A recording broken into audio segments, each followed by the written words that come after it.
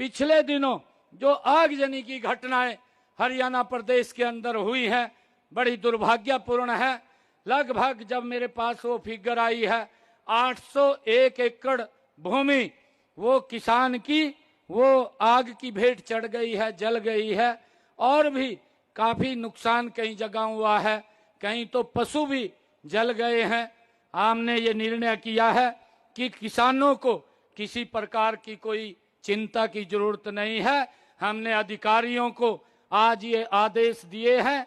हमने कहा है कि जहां जहां पर भी किसान की फसल की आगजनी के अंदर नुकसान हुआ है उसकी लिस्ट हमने सभी डीसीज को, सभी उपायुक्त महोदया को ये आदेश दिए हैं कि उनकी एप्लीकेशन आप अपने पास मंगवा लें और उसके नुकसान का भी आंकलन कर लें।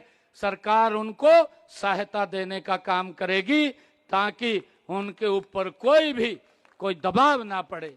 हमने आज इसका निर्णय किया है और हमने ये भी कहा है कि अगर किसी किसान के पशु का नुकसान हुआ है या किसी और अन्य कोई नुकसान हुआ है, हमने देखा है क्योंकि बहुत ज्यादा आगजनी हुई है, तूफान आ गया था, उसमें कई नेट हाउस और भी नुकसान किसान का हुआ है, उसकी भरपाई करने का काम ये हमारी सरकार करेगी। उसकी हमने पिछले दिनों जो आगजनी की घटनाएं हरियाणा प्रदेश के अंदर हुई हैं, बड़ी दुर्भाग्यपूर्ण है।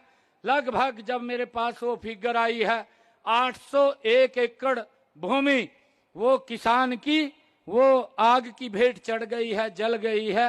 और भी काफी नुकसान कई जगह हुआ है, कहीं तो पशु भी जल गए हैं। हमने ये निर्णय किया है कि किसानों को किसी प्रकार की कोई चिंता की जरूरत नहीं है। हमने अधिकारियों को आज ये आदेश दिए हैं।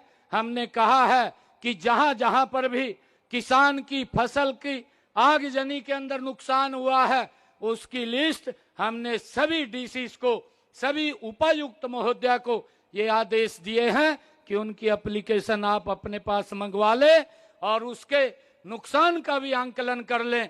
सरकार उनको सहायता देने का काम करेगी ताकि उनके ऊपर कोई दबाव ना पड़े।